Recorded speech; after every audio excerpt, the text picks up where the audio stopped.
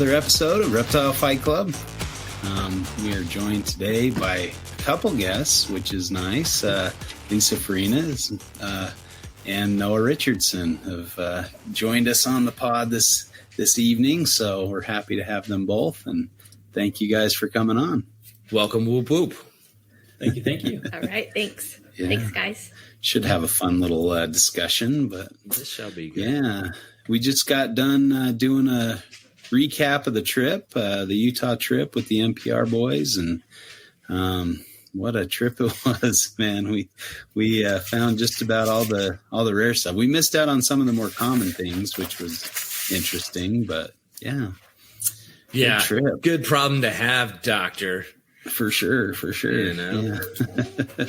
Yeah, it's always nice to have, many eyes looking, For sure. When you're down there on your own or something, you just got your own eyes, and you might miss things, but Many good eyes. It's fun to have a lot of people. Yeah. But I don't know. We got, Gila monsters and speckled rattlesnakes and lyre snakes, which is kind of like the trifecta of rare, hard to find species down there. So it's kind of the big three, which so we were very happy to hit all those and find those. So I hadn't seen a lyre snake in Utah, so that was a first for me. I've seen one in Arizona, but Trusty Dusty found that one? Yep, Dustin got that one. We had the Ustin juices flowing. I got the Gila and the spec. So, and then Dustin got the lyre, and he found a pair of pyros mating. So that's hard to beat, Just a pair of pyros. Just a pair of pyros. So, yeah, we call that the Ustin factor. The Ustin factor. Ustin power. Yeah. You guys are too cute. Ustin power unite. That kind of thing. So I got you. It was good times. We had a little challenge of who could keep their feet dry in a canyon that had water running through it. So we're Spider-Manning on the walls trying to stay dry, and I lost. Who lost? But, I slipped on one spot and dunked a foot, but man, and I'm double his age. That's kind of sad to think. I mean, yeah. I was kind of. It's just a number. It's just a number, Justin. And they're just wet socks. Is. Yeah, yeah. We there on that hike. We got done and we were kind of comparing, like, oh, how far did your watch or phone say you went or whatever? And his said like 8 miles and mine said 9 miles. I'm like, yeah, I just went the extra mile, man. Nice. I like that. I'm double your age, but I still go the extra mile. That's good. Yeah, it was a great trip. That was a lot of fun. And then I went out this afternoon on my lunch break to go look for snakes and found 4 snakes at lunch. So kept the ball rolling, I guess. But yeah, I was walking along and I happened upon this huge gopher snake, and I'd seen a huge gopher snake a couple weeks back, so I just assumed it was the same one. And then I got home and was comparing pictures, and their neck patterns were completely different. They were different snakes. So, and they were found within maybe 100, yards of each other, 100 meters of each other, if you want to make Nipper happy using the metrics. But, so pretty close to where they were found. So I just assumed it was the same animal, but so it's kind of cool that there's 2 big gopher snakes roaming the same area. So I feel like you're going to be like sussing out a population of gopher snakes or something. That's kind of what I'm trying to do is get to know the local stuff. So, if people come herping, I can go, I know where we can find snakes. That's what's up. So right in your own backyard. How far do you have to travel on your lunch break to get to the spot? It's maybe maybe 2-3 miles up the canyon. So it's not far from my office. Mm-hmm. Yeah. It takes me about 5 minutes to get there. And then I jump out of the car and maybe hike around the area for an hour or so and get back and maybe eat something real quick along the way. And that's my lunch break. So it works out pretty nicely. Yeah. But so 3 of the 4 were yellow-bellied racers, the Western yellow-bellied racers. So, and they're just liquid lightning, man. Those are fun. So I found a couple of them didn't see me coming, so they were kind of doing their own thing. I was trying to see what they were doing, but when I got closer, they noticed I was there and just took off like a shot. So I was lucky to get some video or stills of those guys. And I didn't get any video of the last one I saw. It just ducked down a hole real quick and into the rocks. So still hoping to find a Great Basin rattlesnake. I've seen them in the area, but I haven't found any this year yet. So I need to find some, or at least up here. We found a couple on the trip last week. But are you a little cold for that yet, or? No, it should be warm enough. I don't know why I haven't seen one. And, it is there's a fairly well-traveled trail, and the road is pretty well-traveled as well. That's down below. So I'm trying to hit the upper trail where not many people go. And, so I'm hoping that will make the difference. But you never know. Yeah. Maybe they're down on the lower trail when I'm roll the dice, Julender. Exactly. Yeah.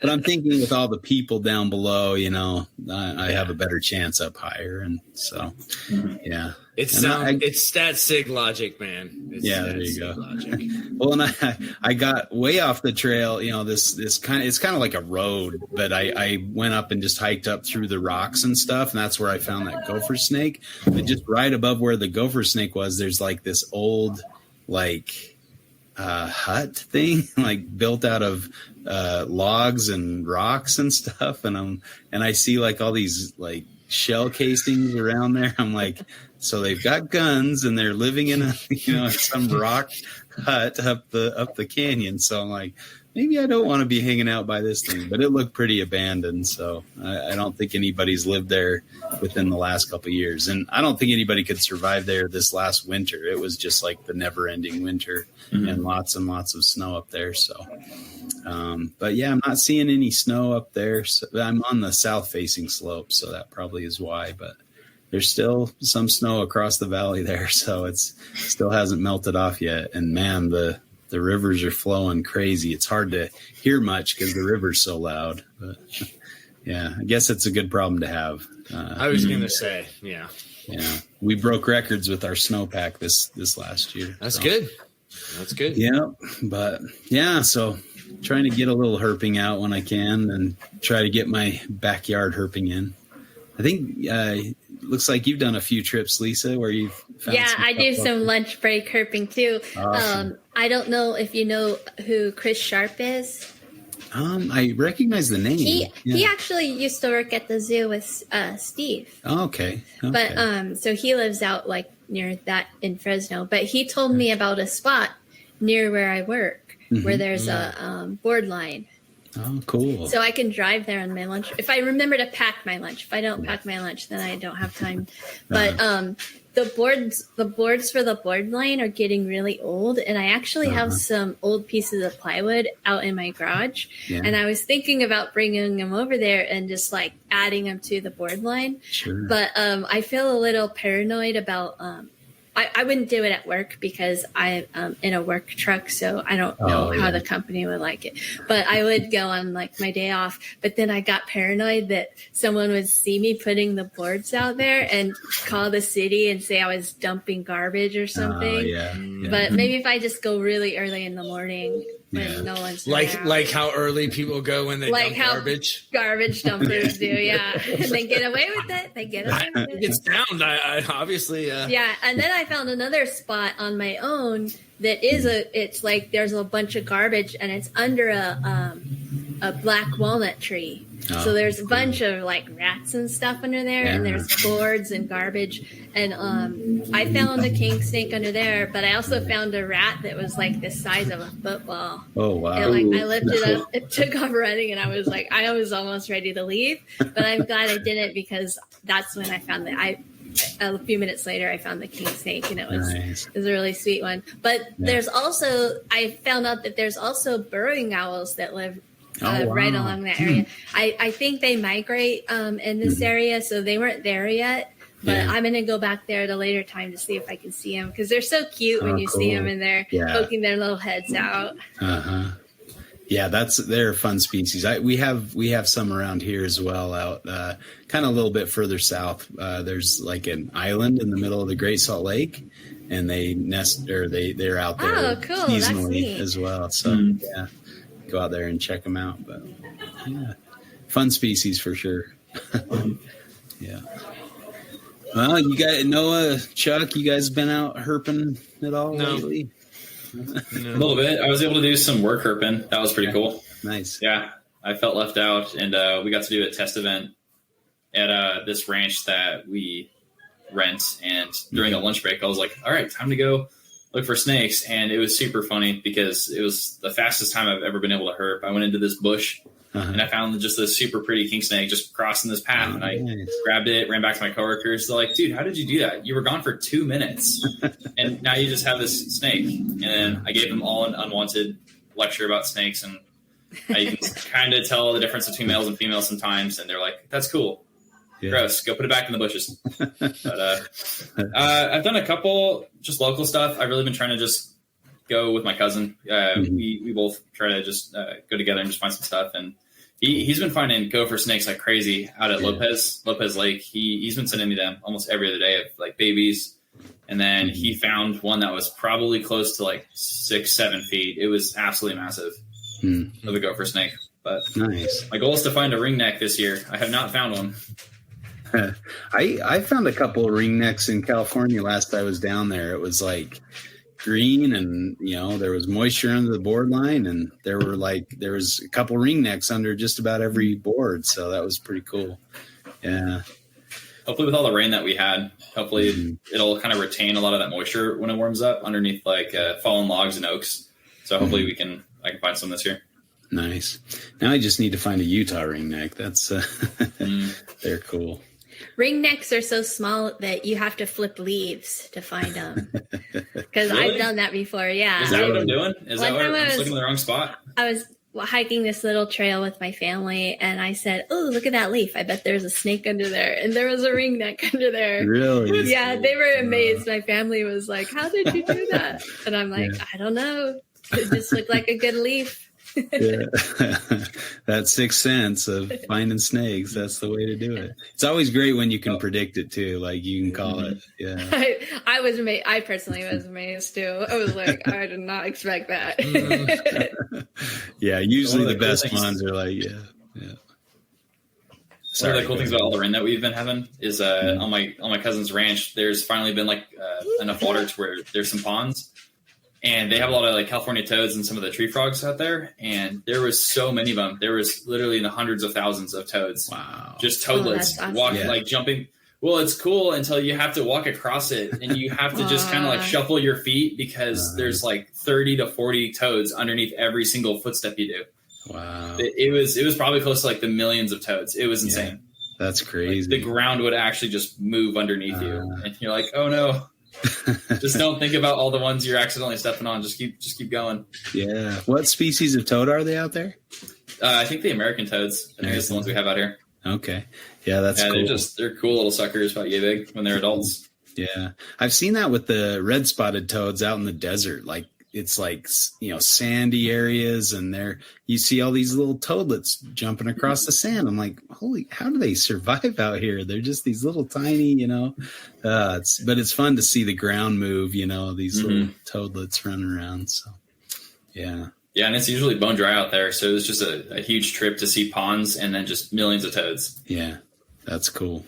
Yeah, you should see ringnecks, I bet, out there. I'm hoping. Sounds like a good spot. See. Yeah. It hasn't really gotten warm yet. It's still like 60 out here. Okay.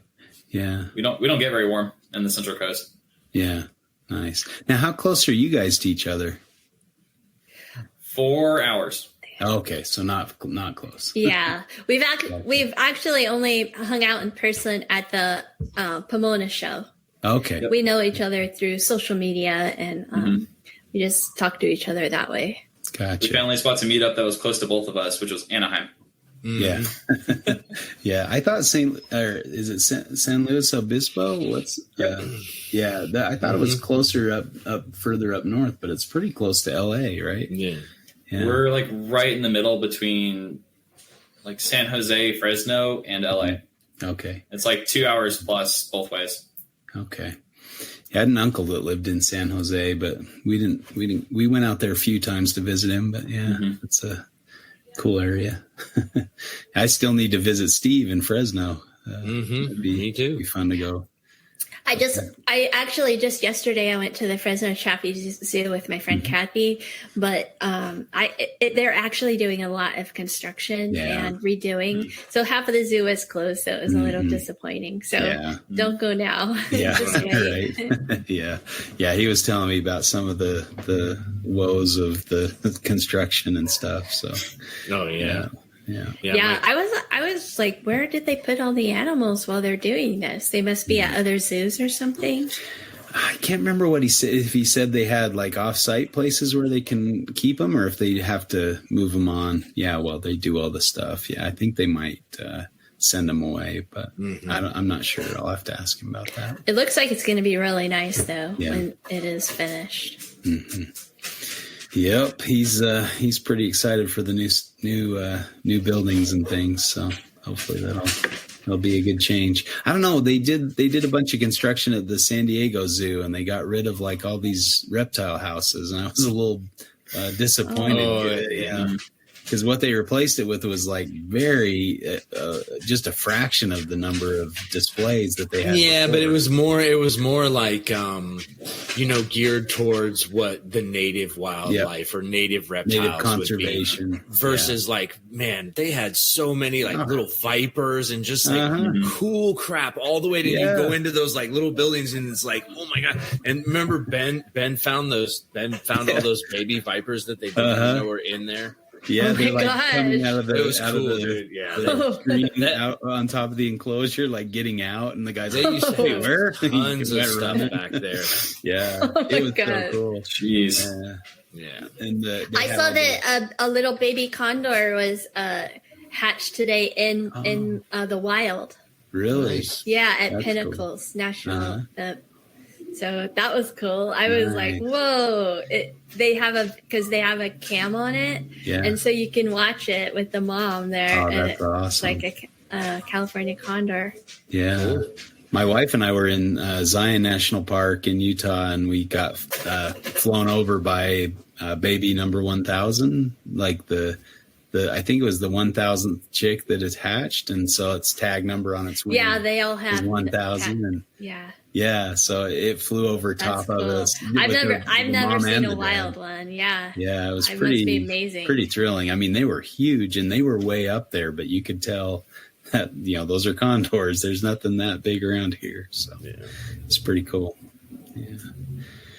Yep, lots of cool animals out there for sure. I guess that's I love this time of year, but it's so hard because it's such a limited amount of time to get out and see everything and herp. I use up all my PTO during the spring and fall, it seems. Yep, good times.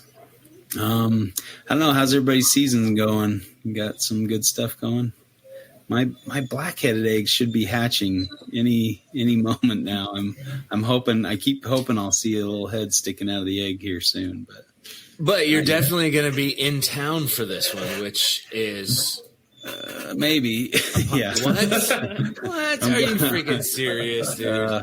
I'm going back down south again. My wife's got a work trip, and so I'm like, maybe I should go down and join you and herp while you're meeting. Okay. I'm gonna just say this right now that you do this to yourself. Okay. Yeah, I'm just saying this to you as your friend. You do this to yourself, and I don't want to hear. If I would have been there, I don't want to hear. I don't want to hear it. Yeah, well, and they should. I mean, if they hatch out, they should be good, right? So they'll be okay to hang out in the box. I'm only going to be gone a few days, so it's not too big deal. Yeah. No, I think actually your partner in crime there is plenty capable of handling those babies. Yeah. Yep. She was Summer. My daughter was the one that found them last year and unpacked them and put them in cages for me and everything. She was pretty stoked. And then I came home to Prothensis eggs, some pygmy python eggs, and some inland carpet eggs. So that was nice to come home to those. And they both look good. They're doing all right. There were a couple eggs that the female inland excluded out of her coils, and I don't know if they're gonna make it, but the other 13 or so will look really good. So Did Did they desiccate? Is that what happened? A little bit, yeah. They desiccate pretty quick out here. It's pretty dry, and I'm not sure when she laid them because I was gone the whole week, and I thought I had a little bit more time before she was going to lay, but yeah.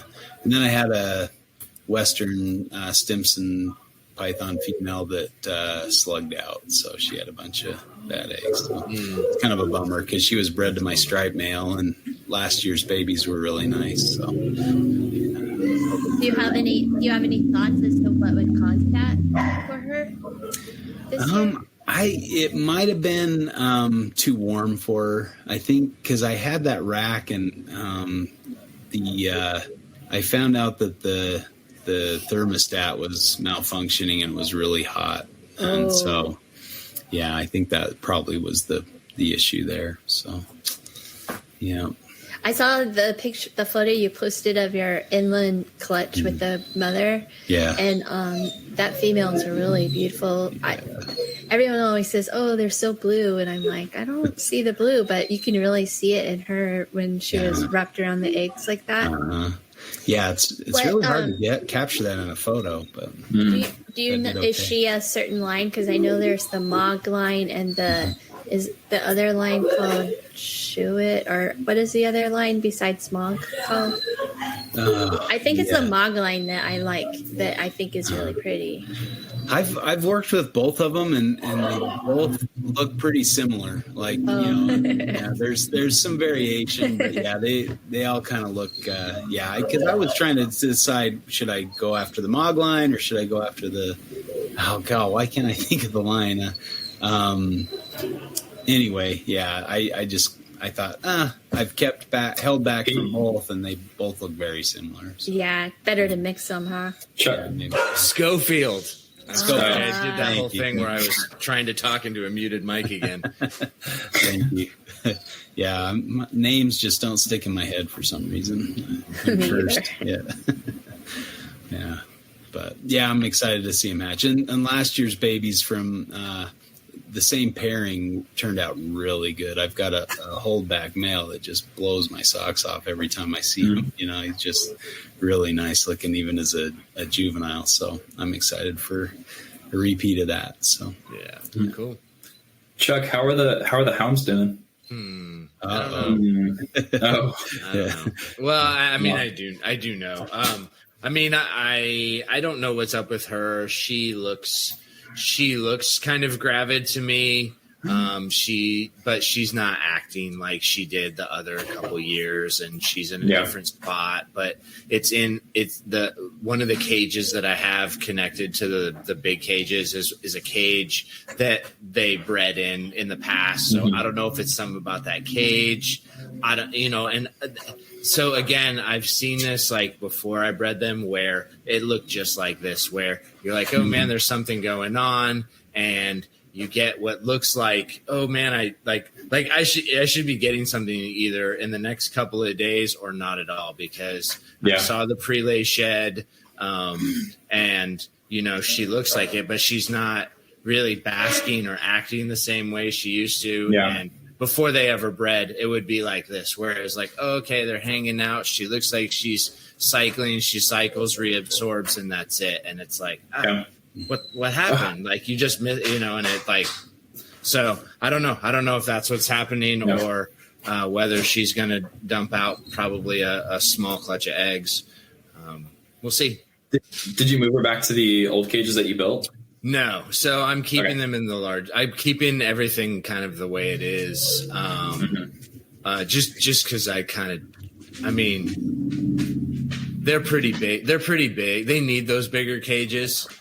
So I think it's probably, and they're doing fine in them. They're just not breeding for me. So I don't know if that's like, they do fine. They're maybe not as adjusted because they haven't been in there long enough. But if they're doing well, I don't want to move them into a smaller cage for kind of, my selfish purposes. I do think that would help, though. I do think that they like those environments where it's nice and, they have a tight box where they can live and then a tighter box where they can go.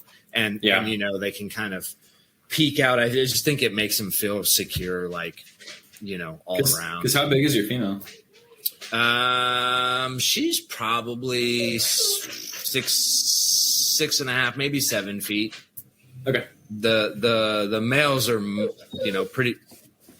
I mean, they're probably 9. Oh, 9 feet. 8, 9, something like wow. that. They're really skinny though. I mean, they're not like, you're talking like, like that. They're not like that. Mm-hmm.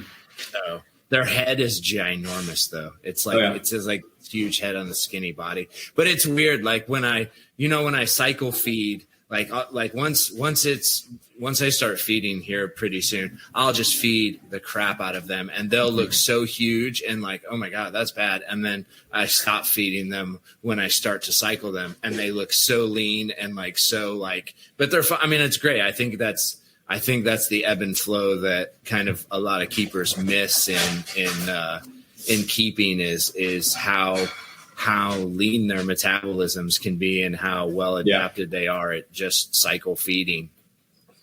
Mm-hmm. She probably just needs a few years. Yeah, I mean, and like it's so one of my males, like he got underneath a door when I had him out. He got underneath a door and then he just clamped under this door and I was trying to get him out and I tore his skin it was crappy. So he's pretty much all healed now, looks fine, but that happened right around the times that probably good copulation would be. So I wonder if that had any effect. I messed up his mojo, something like that, or not, I don't know. So, whatever, we'll see. Hopefully it happens. If it does, that's a good sign. And then, I think probably next year, the ones that I've been raising up, I'll start breeding. So we'll start breeding like F1 animals. So we'll see how that goes. I've got probably four females that could go if they all keep kind of on pace. How old are they? They are 19, so they're 4 years old now. Mm-hmm. Yeah. And then how are their 20s doing? They're good. They're all fine. They're kind of in that medium stage tubs that I keep in. So mostly everything stays in tubs until they go into adult enclosures. I think they like that. Again, it's the tight space. It's the the easily confined walls. And I don't know what I was saying. What was I saying? 19s and 20s.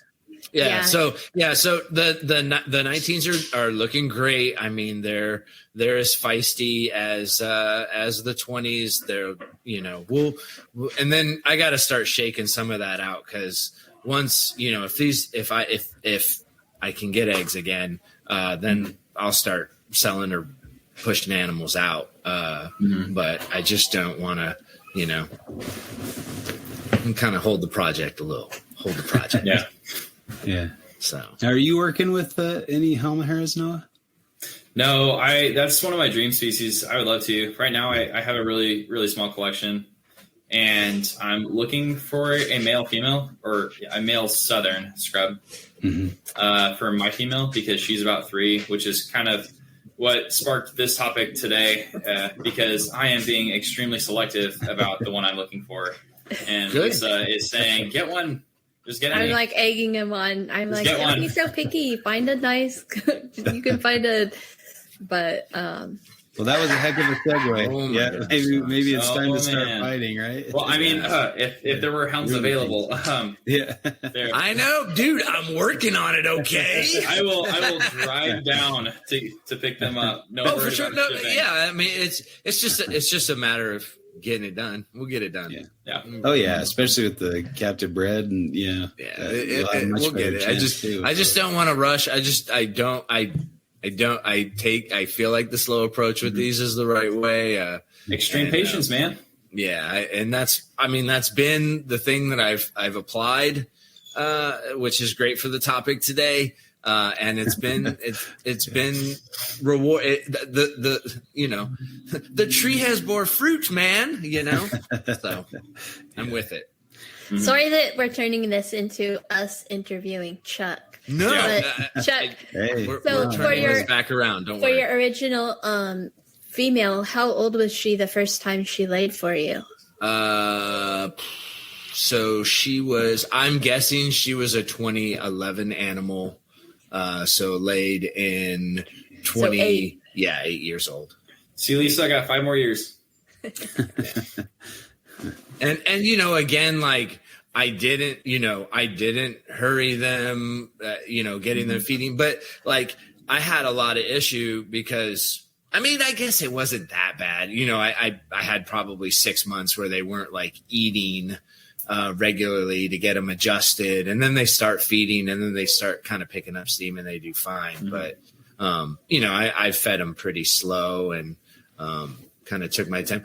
Quite frankly, kind of, I don't want to say ignored them, but like didn't put a lot of didn't bother them a lot, throw a lot of caging in there, didn't disturb their cage, but just kind of minimal interaction. Mm-hmm. Yeah. Seems to have worked. We'll see. Yeah, we'll see. I think if we could third time charm it, that would be a proper yes, but not yet. We'll see. Well, and that's changing up their living situation. That's gonna throw them for a loop. And, I agree. Yeah, I agree with that, but I think I don't know. You see them breed two years in a row, and then like, what is it? Like, what's the, everything has to, the stars have to align perfectly or they won't breed. Like that, you know what I mean? Like, yeah. In the wild. Well, they are known for being very sensitive, right? Yeah. Well, I just think they're more than others. Yeah. I just think they're very high strung. If Rob Stone kind of really talks about how a lot of people take the nervousness of scrub pythons as they see it in visual aggression of striking and things like that, but really the nervousness in scrubs in Homoharas anyway is they freeze and they just like stop and they won't move. Mm-hmm. It's almost like he can't see me. But like if you were to touch them, then it's on. Then they're fighting with you over it. And that's very similar to like chondros. I think that's how my Biak chondros was they were very shy. Not at night. At night, and I think that's the way for scrubs as well. Like anything that hunts out of a tree at night, like that's a day and night, different things, right? Yeah. But I feel like chondros are a very good way to think about Homoharas in a lot of respects. I always compare my Southern to my dad's ATB, just bigger. Yeah. It's not a bad. It's it's a good. I never see mine on the ground ever, unless she's in shed, and even then she has like a coil on this branch right next to her. It's like her security one. That's how I can tell she's in shed, because she doesn't go in the color, or she doesn't go blue very much. Mm-hmm. But there's a specific spot in the back of the enclosure to where she can still get like 2 coils on the stick that ramps up. And I know exactly when she's going in shed. Other than that, she is either in her like suspended hide or on her perch. She's probably in the same spot she's been in the past 4 days. And that's been my experience, is they're fairly predictable with like the way that once you kind of understand their pattern, like you see it over and over and over and over, which is why it's weird this year for me, because I'm not seeing my female do the things that she did in the years prior when she laid. So now it's like messing me up. Like what's that about? So, yeah. One of the coolest natural history observations on scrubs that I learned about several years ago was the King Horneye in Australia would use those epiphytic ferns as perches, like way up in the trees. So they'd be up, 20, 30 feet in the tree.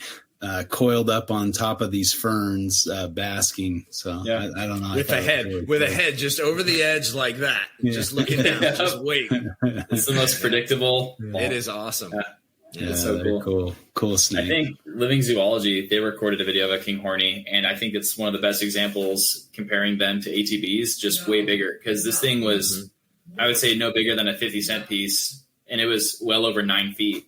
Mm-hmm. I mean, they absolutely can take these big meals, but I don't think they are or should be as routinely in captivity, at least. Yeah. I think they're just snagging birds and then just eating those guys, and the occasional one will eat something, huge. That's when you capture like a photo of them. Yeah. Yeah. And I think that's really old animals that you see taking big prey items. Yeah. I mean, there was a study done on gut contents in, I think, DOR scrubs, and comparing it with the diet of carpets in the same area in the Atherton tablelands.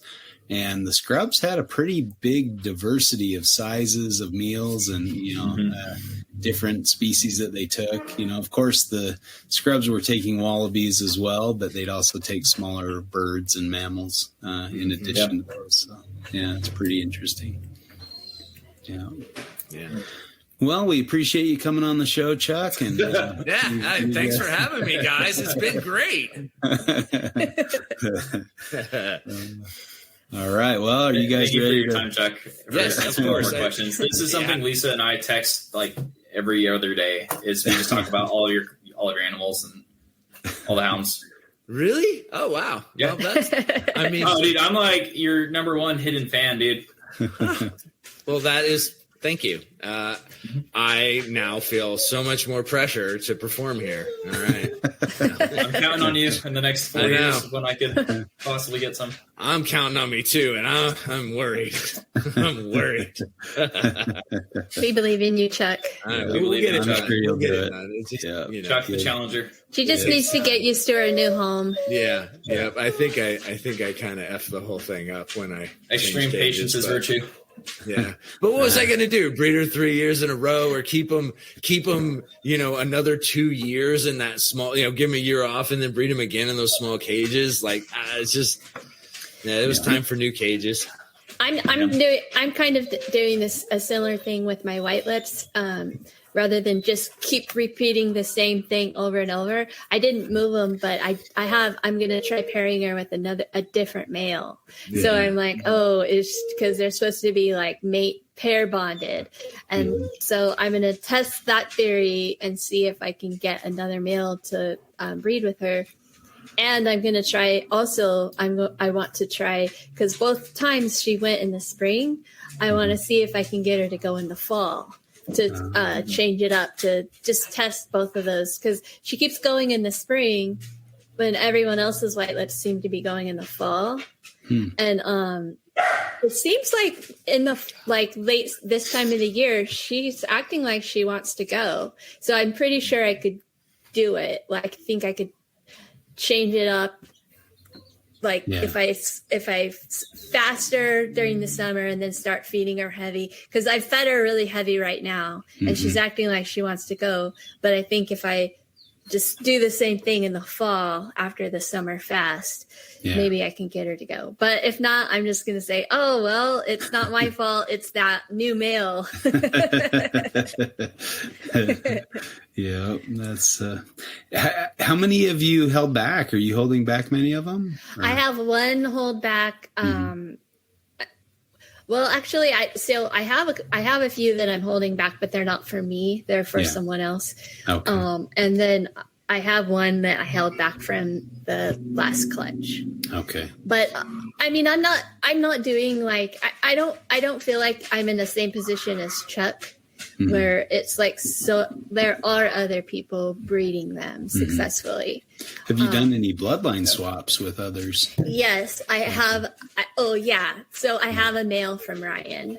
Okay. I have a male from, but I guess I should get another. I should have held back a female from my original clutch. But I wasn't thinking I want to do this big breeding project and have white lips all over the place. Yeah. Because I don't have a lot of time and a lot of space So, and I like to keep other things besides white lips. So, you know, I'm interested in other things too. Mm-hmm. So, it's always the struggle, always finding that balance between keeping a project viable or because when you do something well with a species that maybe not very many people do well with, you do have to kind of consider those things, I guess. Yeah. Well, Chuck's a great that's example. why I go on the podcast and try to talk about it a lot. And because I think other people can do it. One of the things I think that people go wrong is they are a high maintenance snake because they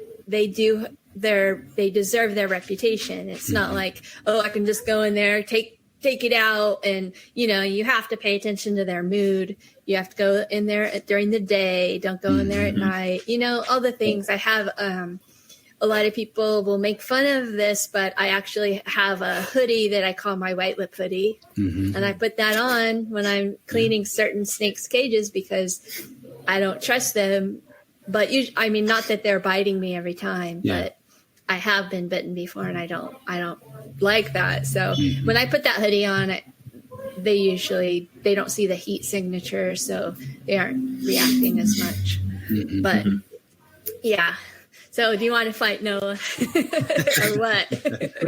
We'll just do like 30 minutes of interview with Chuck and Justin, and then we'll do like a 5-minute fight. Well, Noah and I fight about this all the time anyways. We're always bickering about it. Yeah. We had our own that just wasn't recorded. It was like, 2.5 hours long? Yeah, we have discussions about it. All right. And we kind of agree with each other. Like, we're like, I see your point. I agree, but I see your point. You're just wrong.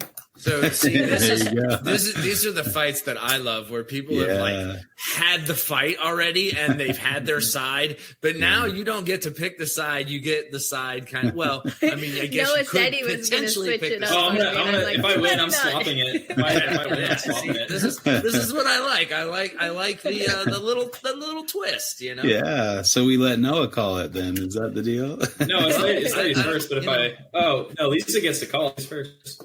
Okay. All right. Well, I guess, do you guys want to have a quick blurb about kind of where you fit into herpetoculture? Oh, yeah. Shoot. We missed that. I think we kind of did. I think that was that's it. true. Like, All right. Lisa's a well-established breeder, super successful, and I'm just no one in the hobby. I just like to occasionally post some stuff, and I keep a couple cool snakes. That's about it. Ooh, I'm getting a new snake, though. That's kind of cool. Oh, yeah? What you getting? From Puerto Rican boa from Eric Hernandez. Oh, cool. Nice. Cool. My first step into Chilobothrus. I'm really excited. Cool. Okay. Yeah, snake it's a boa. Whoa. You say that about Jamaicans, man. No way. Those are... I've been on a boa Jamaicans kick. and Puerto Ricans. Have you? Yeah. I'm converting her. No, I'm happy to see him, but I don't know why. I just not interested in keeping boas, but I got some Amazon tree boas, and I got some. Well, I'm hopefully going to get some boa sigmas, the little ones. Oh yeah, those are cool. I looked for those in Mexico, but wasn't lucky enough to find one. Yeah, boa morphs, retic morphs, all that stuff is like things that I like to look at and are nice, and there's nothing wrong with, but I don't need to own. I don't need to own it. My favorite animal is my normal common boa, the Imperator. Yeah, I mean, they're cool. Yeah, I had one as a kid. I think that might have been part of it, as I kept them as a kid. Yeah, and then my boa was the one that I could never figure out. It was always unpredictable to me, and so I'd get bit, and I wouldn't know what was coming. And the pythons, I can tell when they're going to bite me, but the boas, it just would they were like sneak attack. And I'm like, I don't like that.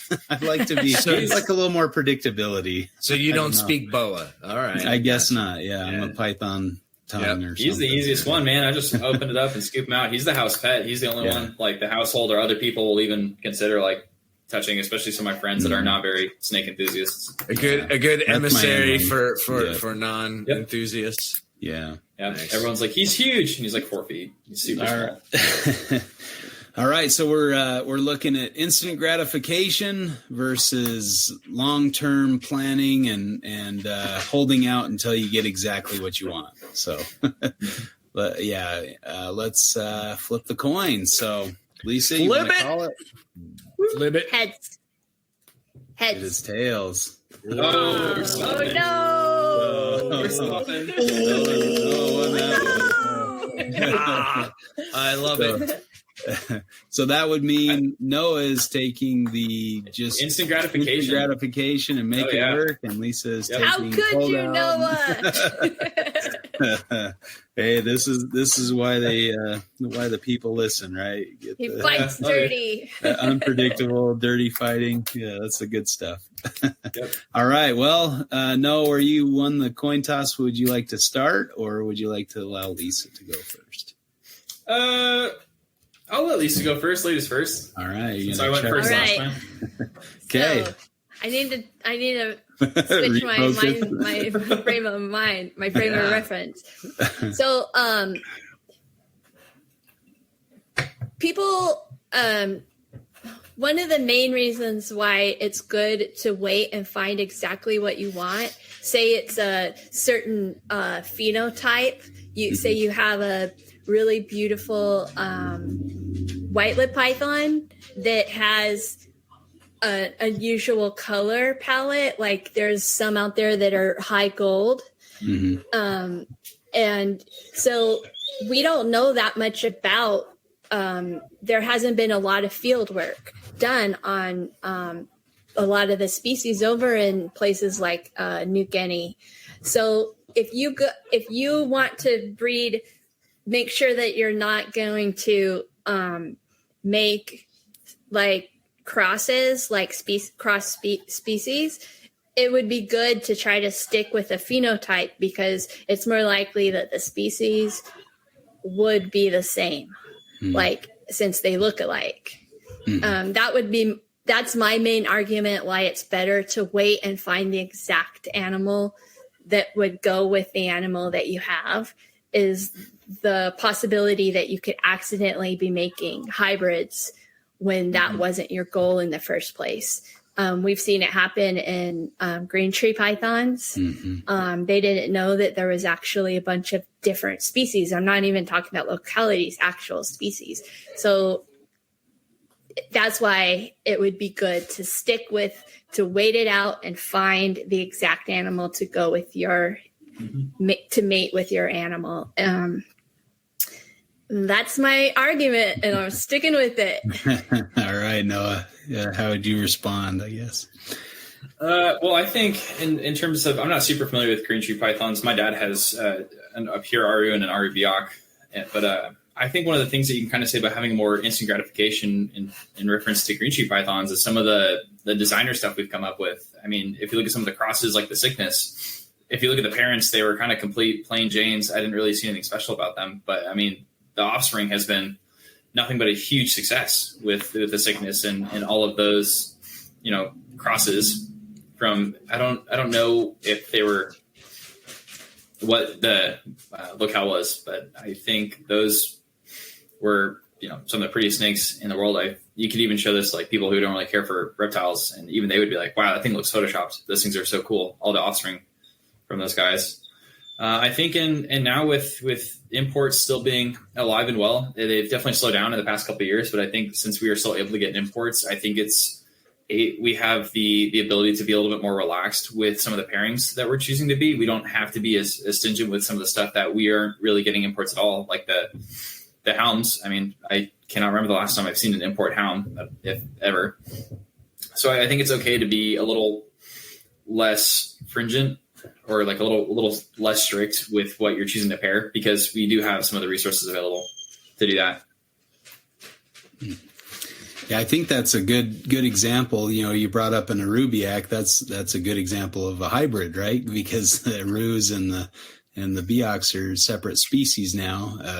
They've been recognized as genetically different enough to be separate species, and you typically see that with hybridization is especially in the second and third generations of hybridization events, is you get some crazy looking animals. I remember seeing some like F2, I think they were blood pythons crossed, different blood python species crossed with each other, and they were crazy looking. Yeah. Like really weird looking patterns. Maybe they were ball python, blood python hybrids. But yeah, really weird looking. And you see that with like the Carpondros and stuff. And, you can get some really crazy phenotypes, but yeah, that's what you're shooting for, I guess.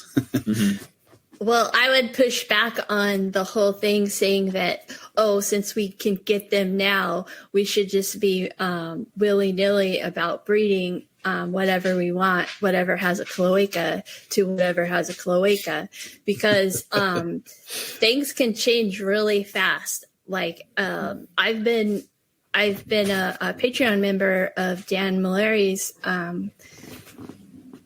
Patreon, and I've learned a lot about importation, and the smallest thing can go wrong, like things you don't even think about. And the whole area of a part of Indonesia gets shut down because of something with the airline that flies out of that one port because they didn't like something that happened.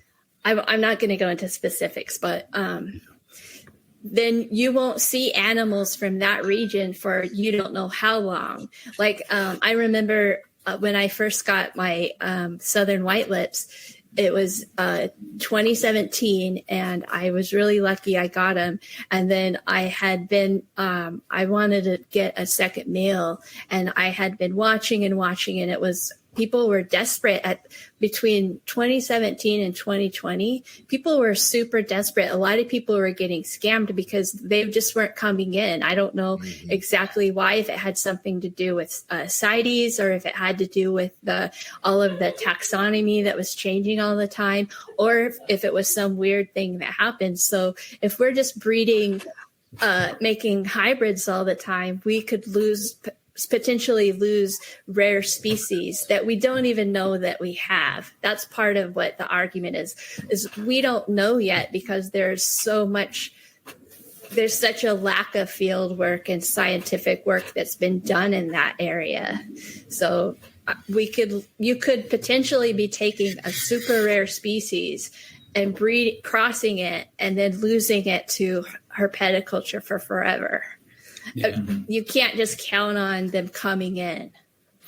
The retics are a good example of that one, because there's so many different, especially after they've been researched a little more, and we see all the different species and subspecies, and and we just kind of crossed them all over the place with to make morphs, and we've lost a lot of that diversity and uniqueness. And I mean, well, I think retics are beautiful anyway. But you got to look back at what the goal was. Was the goal ever to establish, a, locality mosaic of retics in captivity, or was it? I guess for some people, yeah. I mean, like Garrett, he's trying to, maybe do some of those like Kalatoa localities and stuff, but at least that was kind of. I just think the morph thing really, it really drives the bus once it gets going. And that kind of goes to, I guess, Lisa's side, right? Noah's side of instant gratification. I could make an argument against for morphs, because if you have say you have an animal that whether it's a wild caught, or if it's like, for instance, my friend Kathy, she has a really beautiful, he's like some type of a morph crested gecko. And she really wants to find another crested gecko that's up to par with him. So that way, if she bred them together, she knows she's going to get top quality animals out of that pairing, rather than finding a subpar animal and breeding them together. If your goal is to make really beautiful, high quality morphs or high quality line bred animals, that you're going to get faster results if you take the same phenotype and breed them together than going the long route, breeding slowly building that phenotype up. Like if you start out with one striped carpet python and you can't find another striped carpet python, and you breed it to a banded carpet python, you're going to have to work a lot harder to get the results. That's why you should be picky, Noah. Okay, can I throw this in here really quick? Because this is kind Absolutely. of like, all right. So out of the first clutch of Halmaheras that I got, right, I have, and I've posted pictures of them. I'm sure people have seen them, but I have a female that's like, I mean, the pictures I'd call it nothing short of a hypo. Like it's very, very light animal. Kind of looks caramely, kind of has that look to it, right? And then I have kind of the standard look, that phenotype that I got out of it. And then I have kind of this little bit more melanistic, where kind of the darker pattern on it is just more pronounced and darker. And so here and granted, it took me a long time to get the F1s out, but now I potentially have 3 routes of phenotypes that I can breed out. What do you guys think? Like, what, obviously it took me a long time, so that's maybe not like the best, but like the idea that you could take something, not being picky, and reproduce it and capitalize on the kind of variety that we get out of our clutches. I don't know.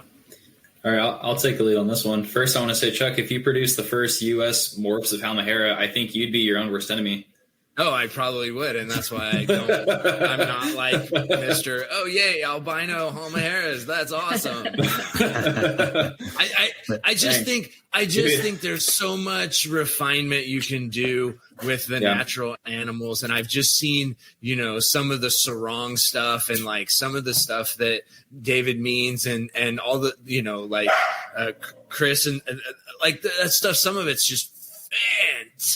Oh, phenomenal. So, I just think there's so much good work you can do without having to go to gene jockeying in, mutations. That would have been one of my arguments. Oh, I'm so No, I mean, if I had been get for interviewing Chuck. If I had been on the other side of the coin. Well, I think in your case, Chuck, you absolutely have the three different routes you could potentially go, but at the same time, I think it's you and who else are actively producing. You and Shane are actively producing captive hounds. So I don't know if you guys, because of the weight of the shoulders that you guys kind of carry right now, I don't think you guys. I don't want to say should, but I don't know if line breeding this early in the game with hounds would necessarily be the greatest idea, because for me, I'm okay with waiting another, 2, 3, 4 years to find the right male for my scrub python, because she has a phenotypic line going down about half of her back, from half to tail. And I've reached out to Dan Mallory and Thomas from Rockabirdie and a couple other different importers and scrap keepers. And so far, I've only found one other guy in the U.S. that has a line scrub like that, except his is only opposite, to where it's from the neck to the mid-back. But for you, I think you and Shane kind of as like the legacy keepers should kind of be more focusing on getting into maybe keeping those 3 back. Obviously, I wouldn't necessarily let those guys go, but I would probably say, you should focus on growing those up and producing more healthy, viable babies that can go into other keepers' hands. And then finally, once you're like, okay, now it's not just 2 to 3 different guys that I know of that have captive pairs that are doing well. It's like 20 to 30, or if not more, hopefully more. But I would say I would kind of have leaning towards the instant gratification of just raising up the pairs to produce the offspring in this sense, rather than start line breeding at this point. That would be my retaliation. Yeah, I like, thinking about some of the conversations we've had with Ron St. Pierre, where he'll get like 30 or 40 animals to start a collection of a certain species or whatever, and Alan Rapace, he's a big promoter of that idea too. If you're going to start a project, do it big so you can, get a diversity out there instead of like just everything coming from one pair, that's so, and sometimes we don't have that luxury, but so let me tell you why I did it this way. And some of it just has to do with my feeling about closed colony keeping and not bringing stuff in. And, those Tracier were great. So the risk to me, they're breeding, they're doing great. Why would I introduce a wild card, of a probable, wild caught into my group once they've already meshed. So if I'm working with the genetics that I have and I'm not adding genetic diversity yet, then I might as well parse out what my phenotypes look like to create phenotypes. And then those phenotypes, they're all still the same, bloodline, if you want to call it that, early on, right? And so that bloodline could have multiple phenotypical looks, be the same bloodline, and accomplish, it allows, once they start going out like that, it allows people to take, one, start diversifying the bloodline, and two, select from their animals in which direction they want to go. You know what I mean? It gives, for me, like, it puts 3 phenotypical looks potentially out there for, whoever wants to keep. That was kind of my rationale, because I think it's just safer. I really don't want to bring an animal in and burn the barn down because something snuck in that it seemed fine, and then all of a sudden it wasn't. So, See, I was on the other side of that argument, saying you should be trading bloodlines with, Shane or whoever else is producing these things. And diversifying a little. When Shane gets to the point where, he's, I'd like to see him. I don't want to like trade bloodlines with him and then, take an animal from him. Like I don't know. I mean, I don't. Yeah, well, when we're talking about these types of rarely bred species, it's like we're trying to run before we can even walk. Yeah. When it's just a few guys that are actually successfully breeding it, and we're already trying to talk about line breeding and phenotypes. Yeah. And really, we just want to see and there are different phenotypes that come out of the wild, and some of those might be locality or island specific animals. Like I said, we don't know what we're dealing with, but yeah. I mean, I would argue the 3 phenotypes I have are 3 phenotypes that come right out of the wild. So yeah, I mean, absolutely. You're definitely getting multiple looks out of these animals. Sorry, I just have to throw this in there, but Noah and I, we sometimes do this thing. Well, we only did it one time, actually, where we did internet herping, where it was virtual herping. Yeah, we get on the computer together and we go and we look at iNaturalist. We tried to do it on Google Maps too, but not Google Maps. But anyways, we went and we looked at all the different ones that were on the islands. And we found one, and Noah was like, "Oh wow, that looks just like the holotype." And I was like, "Which one? Which one?" And we looked, and I'm all, "Oh yeah, it does." And then I looked and saw who had posted it, and guess who it was? It was Dave Parker. Dave, yeah. And I was like, "It is the holotype." Yeah. It wasn't the same picture, but. Do you have one that looks like the holotype by any chance? Because that one's like super. It looks when you look at it in it's a like picture, aberrant and striped. Fake. It's like super high contrast, like really dark, but also really light, and it has kind of like reddish eyes almost. I've seen those. I don't have one. I have an animal that has like. In that first third of the back where, right back of the head where striping seems to start, like there's some striping there and there's like maybe like an inclining of maybe some striping. It's just really not, not very visual, but I have one animal that's like that. Well, if I had that animal and I wanted to be choosy and wait and try to find another animal that looks like that, to breed to my animal. Oh, dang it, Peony. Yeah, it's super high contrast. Yeah, it doesn't even like the first time I saw that picture, I thought it was a painting. Page 347. Yeah, it's gorgeous animal. And if you go on iNaturalist, you can see another photo of it. Cool. The one he put a different one on iNaturalist, so you should check that out if you have a little extra time. I just happen to be on iNaturalist right now. Yeah, I just want to be choosy and find a scrub python that has a stripe. Otherwise, I'm never breeding my female ever. Wow, that's a bold. Wait, you don't have one. That's mine. I know. I'm trying to be you. I don't know. Okay. I don't know how to argue this side. I think that something about being choosy that's really good is help me out, Noah. All right. We can. That was round one. Round two, we can switch because we were both doing a little bit better with each other. Do you guys know who Sean Carroll is? Do you guys follow him?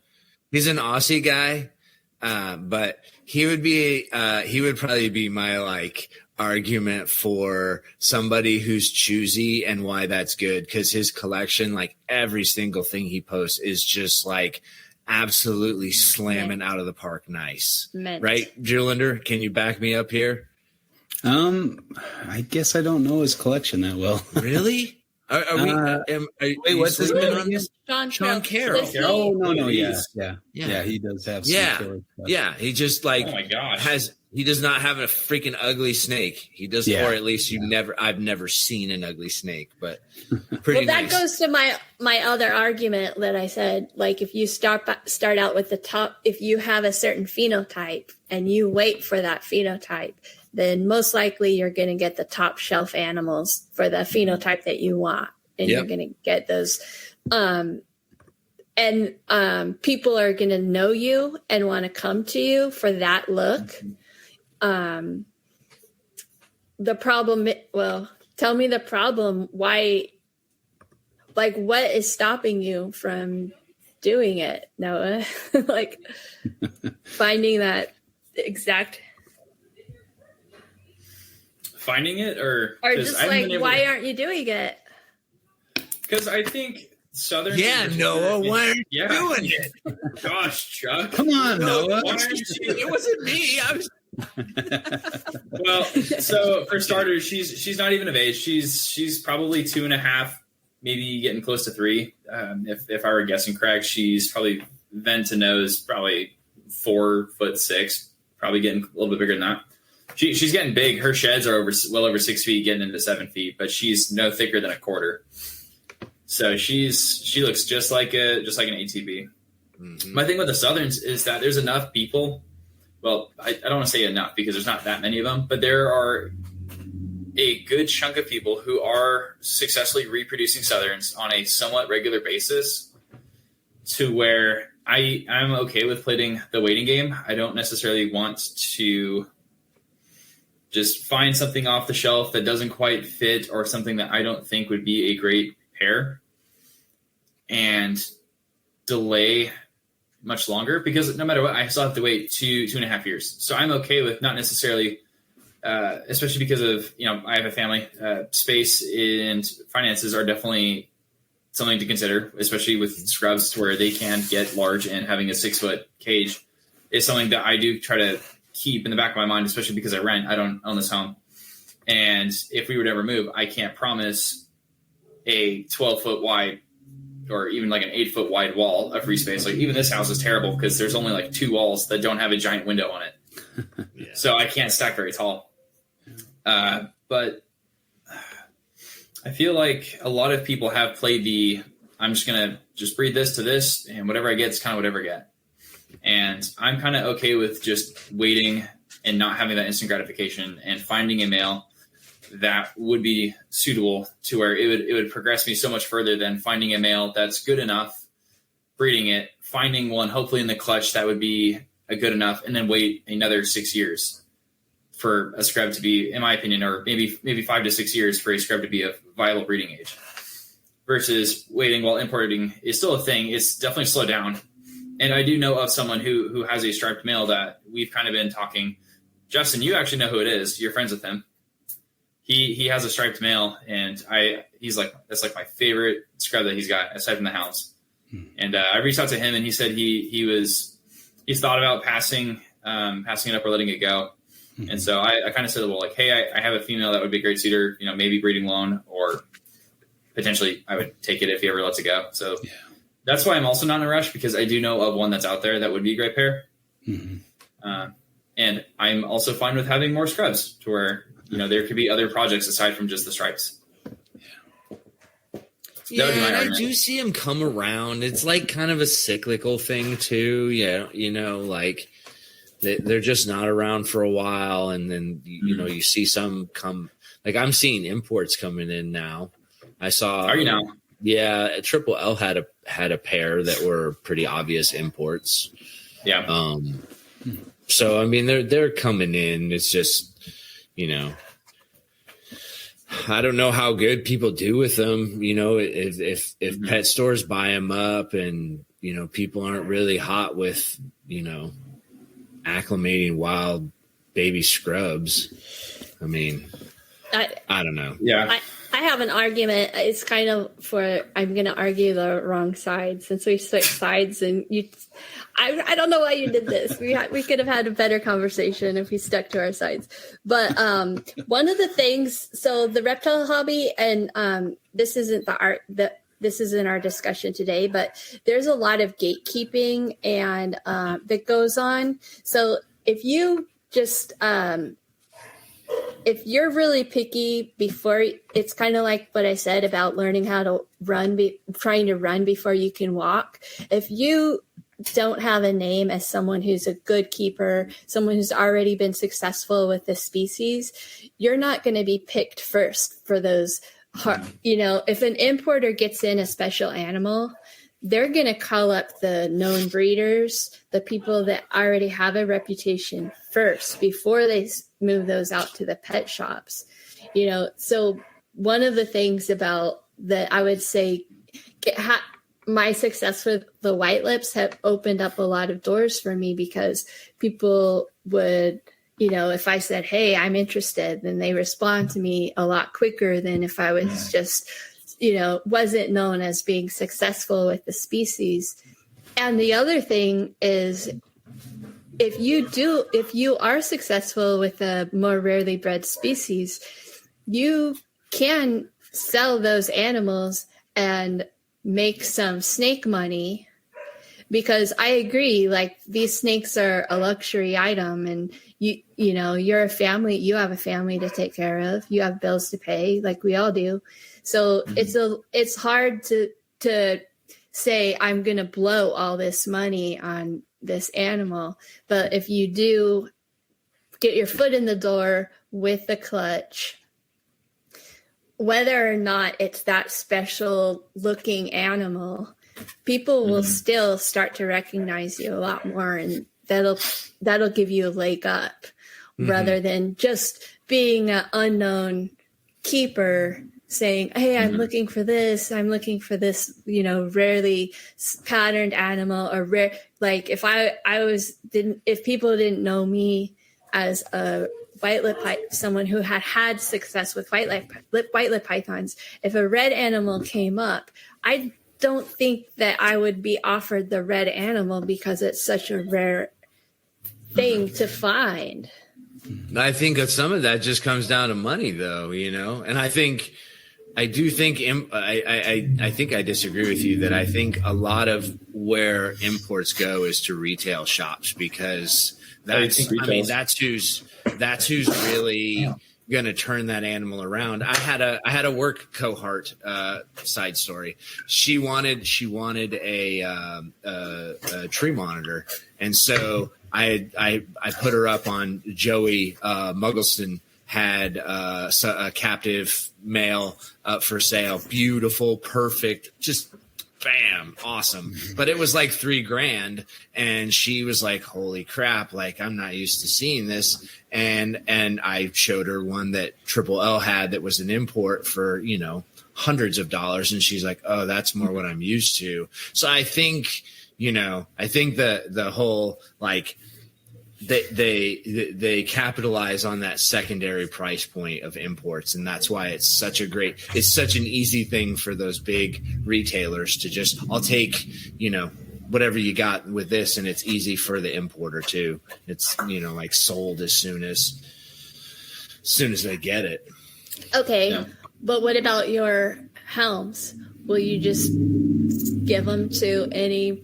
Would you be willing to give them to someone who's never proven themselves as a scrub keeper? Well, of course not. Of course not. But I'm also not an importer, so I mean, and, my opportunities are lost.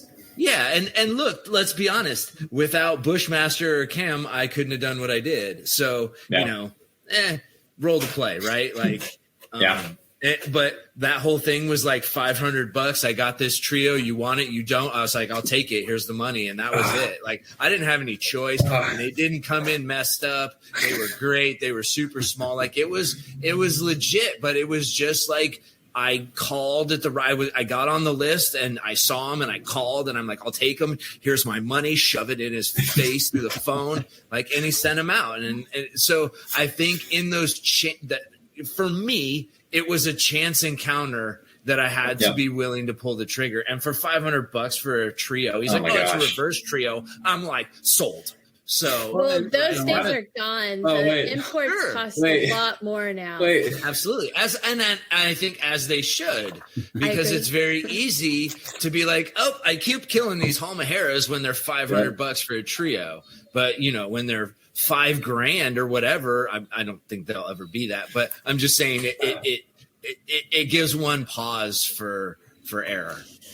But that goes back to my other argument of getting a clutch with the animals that you can get. Like you said, if you get a clutch with the animals you can get, not the animal that you want, if you're trying to be picky and you're like, I only want this one, you get the animals you can. You want to pick healthy ones. You're not looking for a certain look.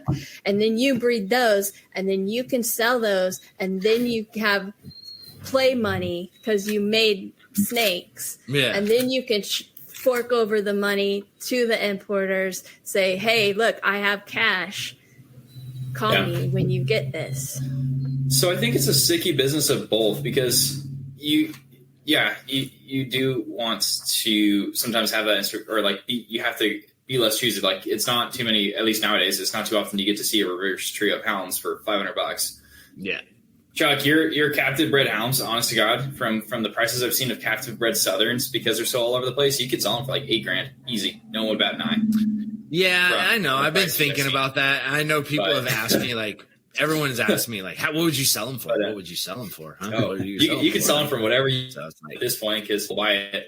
But I think one of the things, is, as a hobby and a community, I think we could choose to be a little bit more picky, especially because I am somewhat active, at least in terms of scrolling and kind of keeping tabs in the scrub groups. Is I see a lot of people that are just kind of, because we don't know a ton about localities and the difference between the Southerns and the Barnecks, Northerns. I'm seeing a lot of people just either starting to cross localities and produce stuff that looks like both localities. I mean, you can't really tell the difference locality-wise, or they're crossing Northerns and Southerns. And because there hasn't been a lot of research, they're saying, oh, it's the same species. It's both Amethystina. They're not hybrids. Even though you can clearly see there's something extremely different with those babies.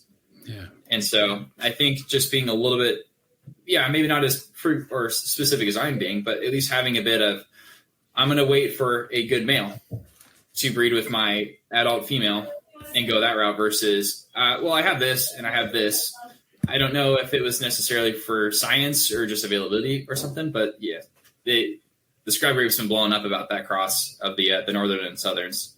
Chuck, I'm pretty sure you've seen them. Yeah. I mean, well, and listen, I think, I think each their own. There's going to be a book coming out that's going to, do some taxonomy on scrub pythons pretty soon. So wait, tell me more. Right? I mean, should be forthcoming. Is there? I believe so. I believe a man we all know. Book, but it might be some other. It's not a book, or is it a field guide? Maybe it's a paper. Is it maybe? I'll take a poster. Yeah, it's like a postcard. Now, so, I think a lot of these, a lot of the discussions and things are around species that maybe you wouldn't consider like commercially viable or suitable for all purchasers kind of projects. Do you think the argument changes if you get more, I guess, commercially, for lack of a better term, commercially viable or more popular species? I would say it would still apply. Maybe not as tight, but I would say it still applies. I mean, look at some of the people that are crossing. I mean, or not crossing, that are waiting for the specific animals that they're looking. People that have specific lines that they were very patient for and worked really hard and over a long duration of time. I mean, you have Owen's caramels, you have Eric Hernandez's reds, his coastals that everyone is.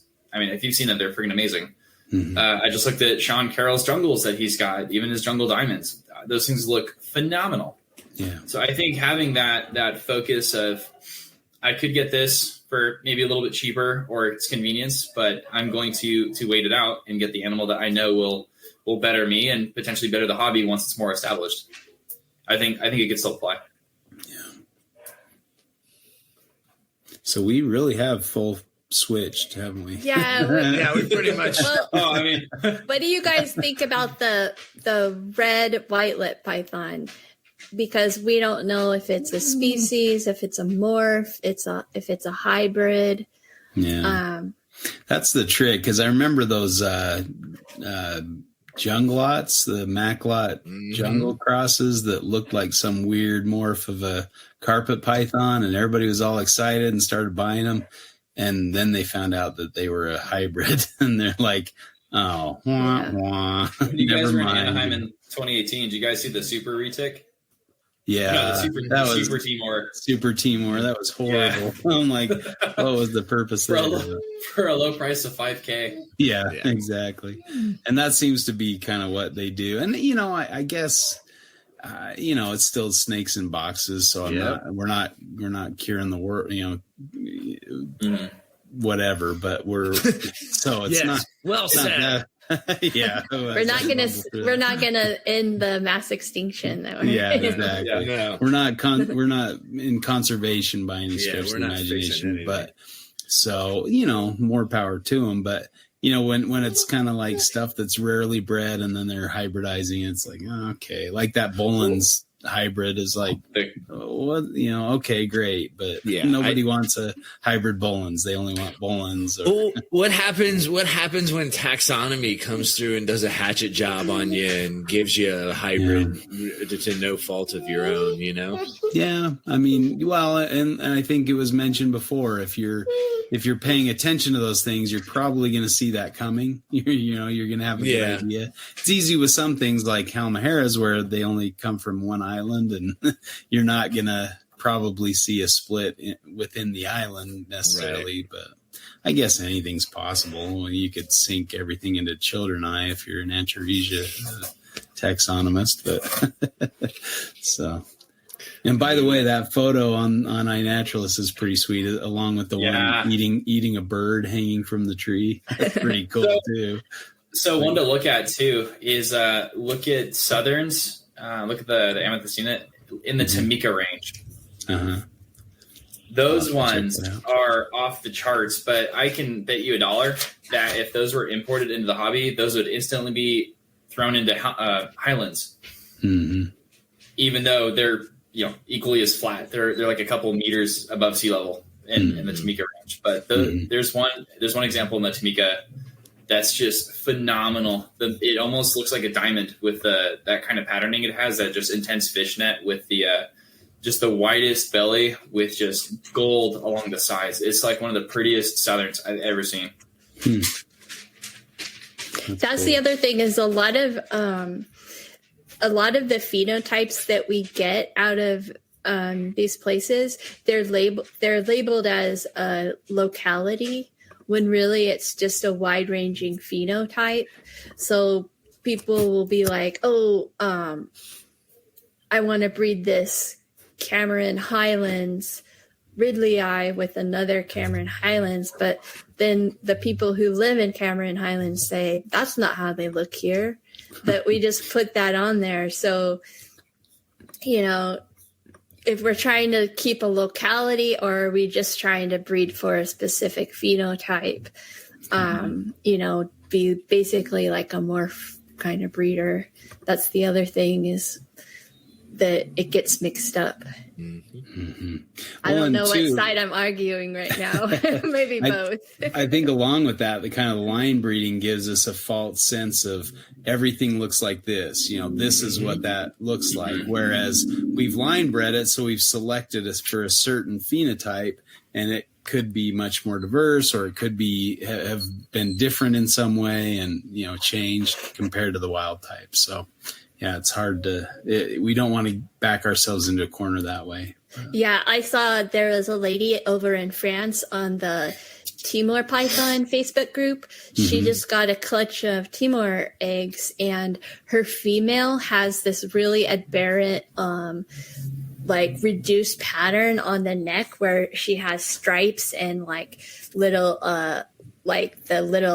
saddles coming up the side rather than the normal pixelated look that a lot of the Timors have. But she bred it to a really pixelated male. So I'm really excited to see what's going to come out of that clutch, to see the two phenotypes bred to each other. To me, that's pretty exciting rather than just breeding two similar ones. I'm like, what's going to happen? You should 100% not breed it again and just wait until she gets a suitable male. That's a similar pattern. Oh boy. Why further the species when you could have cool animals? Well, and I think it's maybe, does it just come down to selfishness? Do you want to provide them for other people, or do you just want to get what hold you on want? To them all? Hold on to them sit all. in your snake room and go. I have the whole collection. I'm learning from the great chuckles, man. Oh wait, I will 100% Burke the clutch. Yeah, there you go. And before it was Burke, it was Yasser. Yassering the clutch. Yasser. Well, I feel like Chuck definitely burked the hounds. Oh yeah, he did it back-to-back Burke. Yeah. I would definitely move them on, but I mean, I would keep the stripe. Yeah, I would want to further that, especially because it sounds like they are a natural occurring phenotype too. It's not just a. Sure. Well, now I've had striped carpets where I bred the stripe to another stripe and didn't get very striped animals. I would be sad. More banded animals, and so it could go the other way where I've also bred stripes to banded and gotten stripes out of it. So I think originally that's kind of how the tiger morph was shown to be polygenic, is it didn't behave in a predictable manner, and meaning that you had to have more than just one gene line up to make that phenotype. And so you could wait all this time and get another striped animal, and they could be incompatible striped genes, and they'd all be just normal ugly looking. That was the pill. No, they would not be ugly. People didn't want to swallow right there. Yeah. No, that's when I would just say she's recessive for stripe, and put all the captives for 2500. So you would have been just fine getting a normal banded animal up front, and getting stripes down the road through line breeding. I'm fine with any of them. I love these things. Yeah. They're my favorite. That's the other thing is who cares if you get a stripe? They're all beautiful. Oh yeah. I love sending them pictures of beautiful, regular pattern southern, saying, look at this one. Look at this one. You should buy this one. I really think it's hilarious that we have this idea that hybrids are, or integrades, I should say, are, worthless and shitty in carpets. And there's actually some really cool ones, but you go to chondros and they're like, oh no, it's exactly the opposite. These are the most expensive ones you can get because they're so, cool looking. It's such a a on its arbitrary head. Yeah. You know what I mean?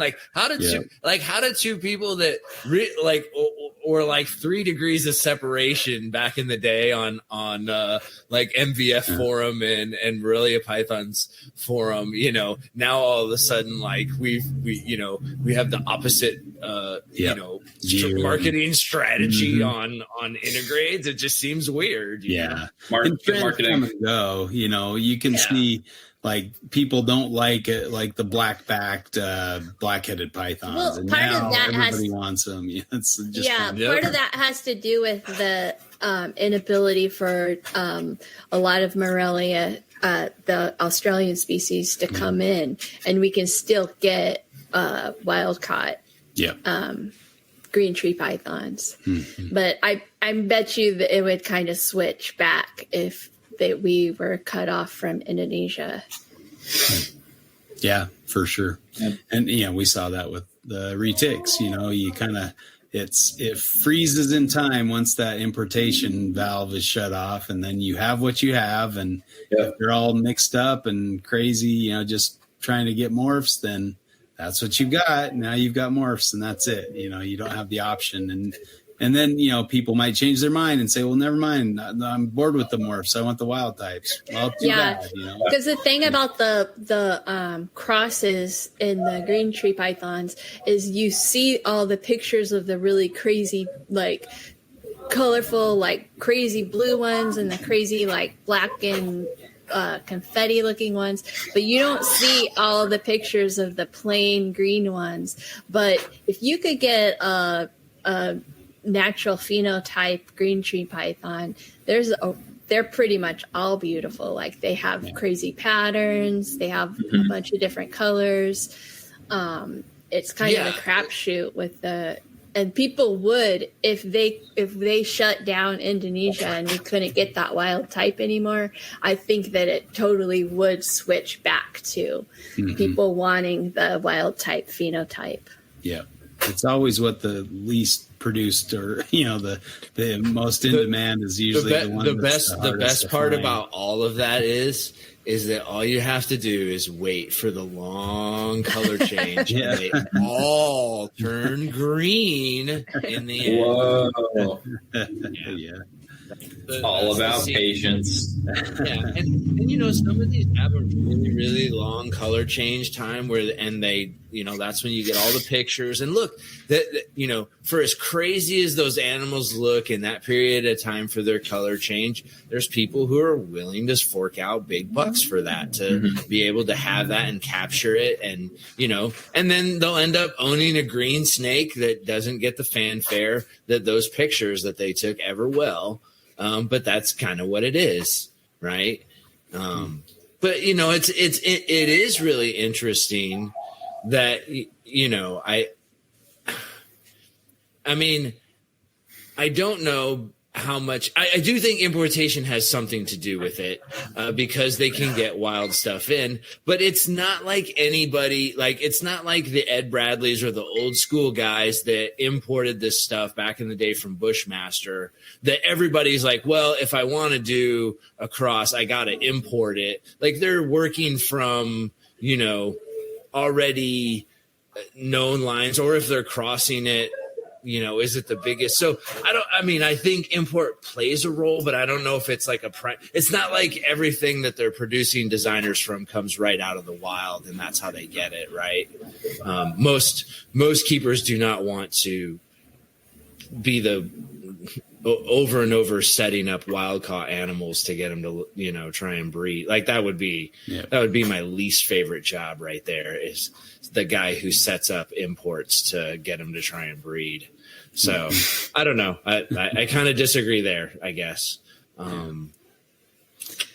Yeah. Well, any final thoughts? Have we covered everything you wanted to cover, or is there something that's still in the back of your mind, like you got to get that point out? The last word. I think we beat it into the ground. Yeah. We went full weird Uno reverse card full circle, but we got all the points we argued it up, down, and sideways. And flipped it. We've definitely covered every angle. Yeah. All right. I'm sure when people listen, they'll find something that we missed, and they'll make that suggestion. So, I'm sure we'll be able to have you guys back again at some point. Word. to talk more. Or someone will be like, that's not the truth, and then they'll come and want to try their hand in the ring. There you go. All right. Well, a tag team fight then. It was a good discussion. Yeah. Thanks for coming on, you guys. That was Cheers, great. guys. Thank you for your guys' time. Happy anniversary. Thanks for coming on. Thanks. Any cool things in the news? Any neat reptile news you've heard? I've been looking at these Tamika locality scrubs as well. They're really cool. They're so pretty. Oh my gosh. I'll send it in the group chat for other people, but it's one of my favorite ones I've seen so far. iNaturalist is fun. Like it's really it's fun to do it with your friend too. Yep. Oh yeah, it was a blast. I would advise. All right. Another one is like Flickr, like getting on Flickr and like looking at especially when they like include where they found the animal. So Flickr's Flickr's just like geotag photos. It's just a photo hosting site. So people take pictures and they can include information on where they caught, where they took the picture or whatnot. Do they tag? They tag them like if you're looking at a certain species, they'll tag them with that species. Usually, if it's like a herper that found it, they'll give it like the scientific name. But sometimes you can do search for common names. Sometimes it's in a tank, somebody's pet, and they're taking pictures of it in the yard or something. But you can tell the wild ones, and when we were doing the research for the book, that's where we'd find a lot of the photos that we wanted to include in the book. We'd find it on like Flickr or something because they're really good pictures, and because they're photographers. It's for photographers. Noah, what was it that we were trying to? Not Google Maps. What is it? So you're talking about? Google is it Earth? Mark O'Shea that had his photos? He said he had them. Yeah, he had. He said he had. He told someone. I saw that he had told someone on Facebook, if you need information, I have all my photos on Google Earth. Oh, really? He had them tagged. But I think it's a private file. Because you can only share it. Yeah. Because we were like, oh my God, we have to see this. And we were trying to find it. You didn't ask him for it? See if he'd share it with you? I'm always bugging him. I feel I'm a dork. I'm like, virtual herp session number 2. Not that crazy girl again. Because there's also like Herpmapper. That's pretty good too, but I don't think you can like the photo quality and zooming in and things. Maybe it's better. I don't know. But Herpmapper, ALA is a good one too. Atlas of Living Australia. They have like a bunch of you can see where animals were collected, and sometimes it'll. Is that like a lot of Aussies use that? Yeah, and it's got like the museum records and stuff like that. Got it. Yeah. What was the herp one called? Herpmapper. Thank you. Yeah. That's another one that's like used. That one's in the U.S. That's more in the U.S. But it includes ones throughout the world. So I know that's such a name. That's such a name that happened during the app boom. I forget who made that one. It's the guy that does the herper podcast, the herping podcast. Right? Oh, I'm not sure. He has a herping podcast. I'm so terrible with names anyway. Me too. I barely remember my own name. But, I'm like, what is that thing called we are trying to find? Google Maps, Google Earth. the herping podcast, the Pingleton, Mike Pingleton? Pingleton, yeah. Okay. Is he the one I think he might have been involved with, I don't know if he started or not. I'm not sure. Yeah, I don't know. But he was promoting it. Yeah. I think on his podcast. Yeah, he uses that. Donald Becker. Oh, okay. Yeah. So I wouldn't have called that. I don't. I was thinking Mike Pingleton. You remembered him though. Yeah. No, I love his podcast. He does a good podcast. Yeah. He does. I think he did like had a YouTube where he showed his trip through Mexico and they found all these animals. They found a boa. Yeah, that's cool. They found Dickersoni as well. The Dickerson's collar, the blue ones that are down like just on one island and one little place on the mainland. I don't think I watched that part of the video. I don't know if it was a video. I just remember him talking about it, and I found some photos that he'd taken online, or it was on his blog or something. But I don't know. I love herping. That's too many good places to go and see stuff. So. Yeah. All right. Well, do you want to throw out your information in case people want to get a hold of you? You can find me at Lisa Farinha on Facebook and Instagram. Okay. You can find me at Bigfoot underscore wannabe. Yep. Or my other reptile account, Pappy and the Dipsticks. Nice. All right. Some interesting names there. First one isn't any reference to Owen, right? No, it's not. I made that one years ago. And I feel like the second one could be a Simpsons character. Yeah. That's our band, man. We're sticking That's to your it. band? Oh, nice. Cool. That did sound like a band name. Yeah, so all of my family on my dad's side are all musicians of some sort. And so we all made a joke. If we were ever to start up a band, it would be Pappy being my grandfather and the Dipsticks.